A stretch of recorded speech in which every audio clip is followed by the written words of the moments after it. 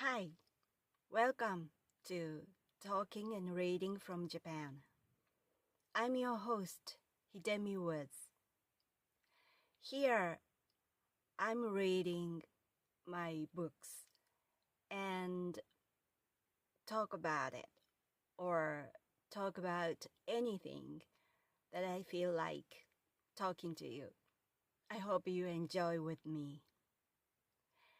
Today, I'll read an episode from one of the books I wrote titled An Old Tree in Kyoto.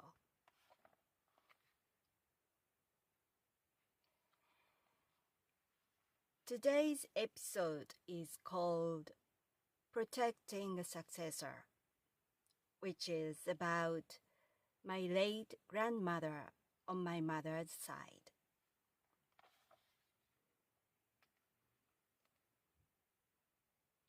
Protecting a Successor.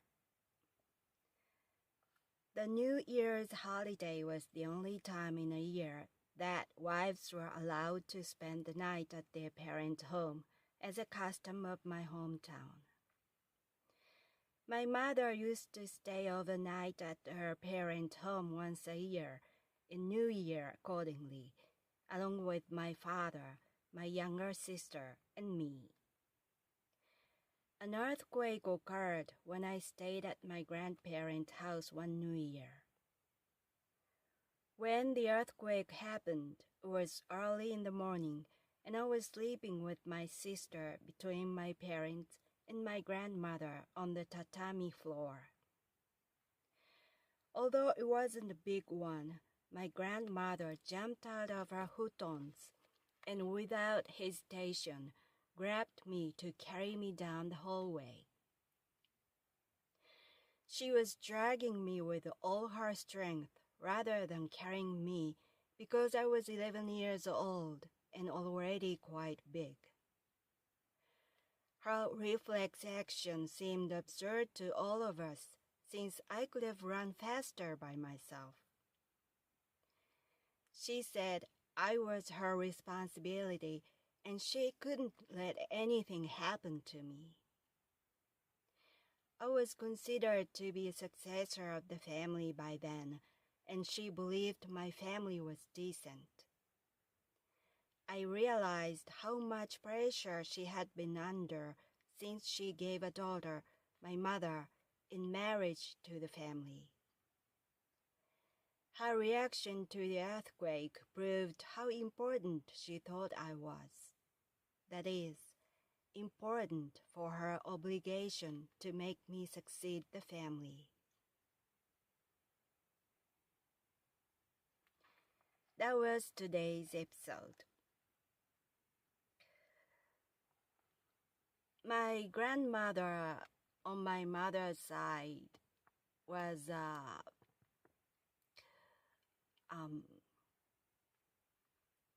very unique person who was so likable and funny and bright and very, very smart.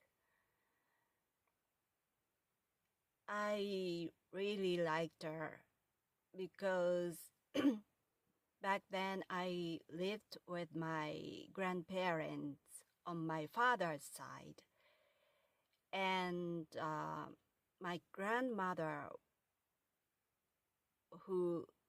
with whom I lived was so strict, and I was terrified at her.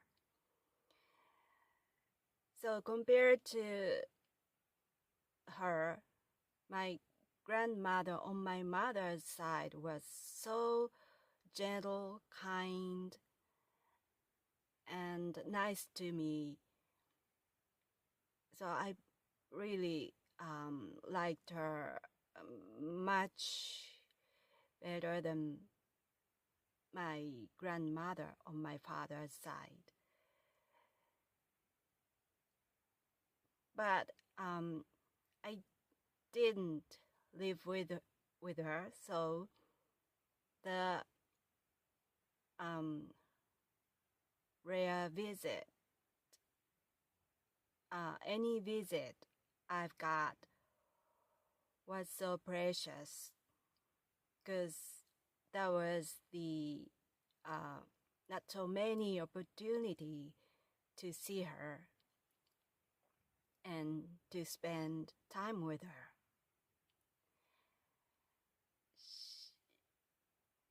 She treated me so nicely each and every time, and somehow she treated me like a special person. And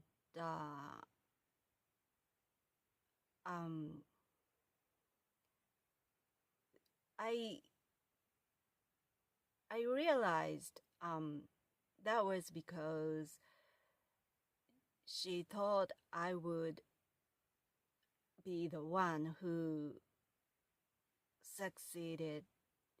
would succeed the family, and that was a big pressure and responsibility of hers, because when my grandmother made my mother married to my father, that was the main chief purpose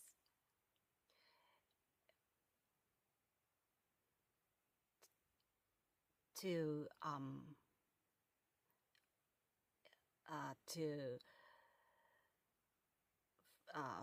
make my mother be a successor's mother. So for her, my mother was a tool to make that tie between two families strong, and so it was really important to her to see my mother have a child, and a child who will be eventually a successor of the family. And but my mother had two daughters, me and my younger sister. And I know my grandmother, in her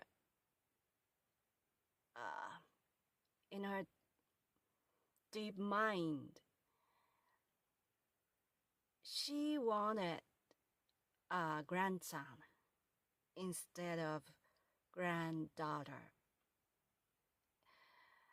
because it was easier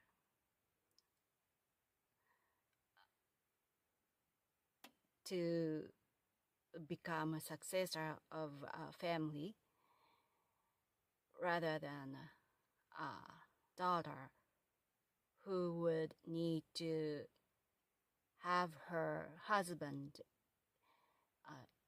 get her husband into the family when she gets married in the future. And having a son as a successor was much simpler, because just from the point of parents' view, just to make him succeed the family, they just need to find someone decent and make him get married with her and have a child. That's it. So I sensed all of my family members, my grandparents, my grandparents on both sides, and my parents also wanted a son as a successor. And I think they waited for a son to be born, but my mother didn't have a son. And so as a firstborn, I was regarded as a successor of the family. And that made my grandmother, or not just my grandmother, all my family members' attitude different. I was treated, in hindsight, I was treated like a special person, or they weren't so friendly. They were rather tense.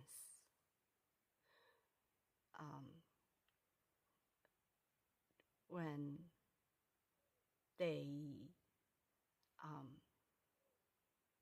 they were with me.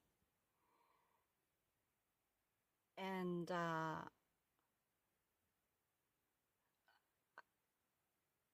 as a child, I didn't know why they treated me differently. But without knowing the reason, I knew I was treated somehow weirdly or differently compared to their attitude toward my younger sister. Was a big difference between their attitudes toward me and my younger sister. And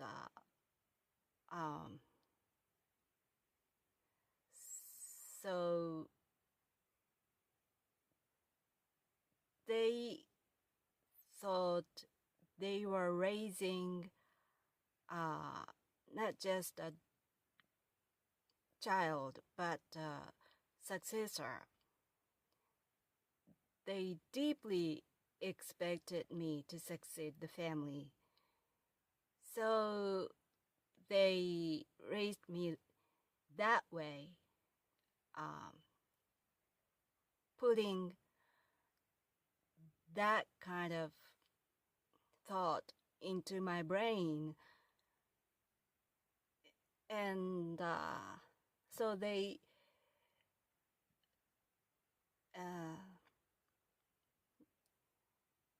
I preferred them to be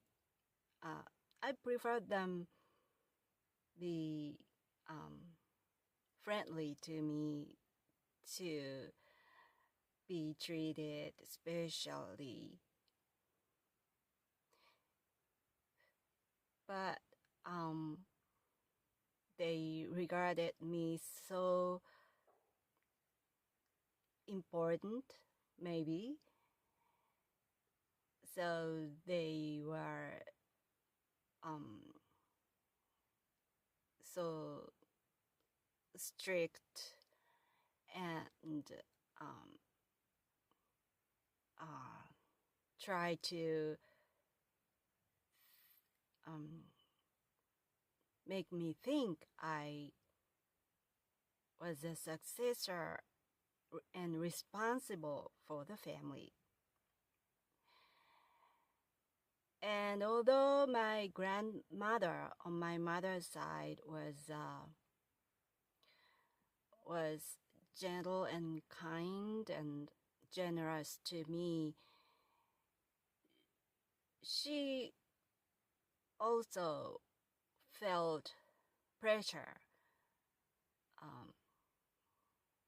because I think she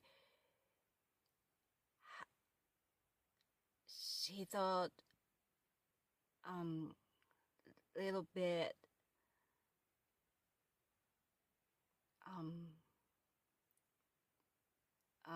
responsible not to give a grandson as a successor to my family. So, but she really cherished me and respected me in a way. But on that New Year morning, when I saw my grandmother's response to the sudden crisis, like an earthquake, I was stunned at how important she had thought I was, because she was near panic, yet just tried to get me out of the house by her strength. And she just didn't think any other person's survival. Her intention was only my survival. And I never thought she had regarded me that much until then. So I was surprised, but at the same time, it was so funny. Her panicky reaction toward me. And my grandparents' house was a big farmer's house of an old fashion. And so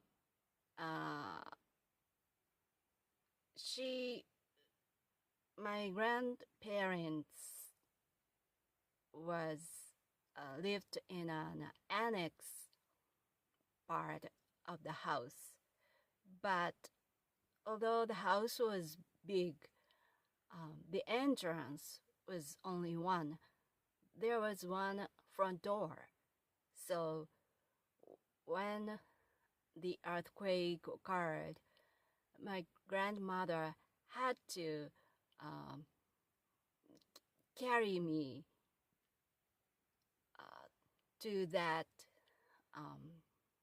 front door, going down the hallway all the way through the annex and the real house. So I was heavy, so she was dragging me, and she just tried to get me out of the house and tried to save my life, ignoring other members, ignoring everybody else. And when I asked her, all of us asked her, what were you doing? To my grandmother, she said, because this is the successor. She is the successor. We have to protect her, she said. I learned how importantly she thought she treated me on that day, but sadly, all their special treatment toward me sort of were wasted, because when I grew up, I decided not to succeed the family eventually and left home to everybody's big, huge, gigantic disappointment. And so I think my grandmother also felt like she was betrayed by me,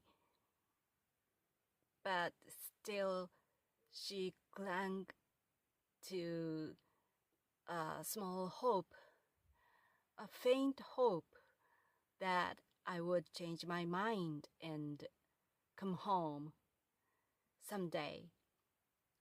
So after I left home and started living by myself in Tokyo, she often called me up, and she called me just to ask me when I got married, or when I came home, or when I succeeded the family. And she just pressed to get married someone and to have a child. Just to tell those things to me, she often called me early in the morning when I lived in a small apartment in Tokyo. So I thought it was funny because she still had hope that I would become a successor of the family, and she was persistent in nature, so she wouldn't give up.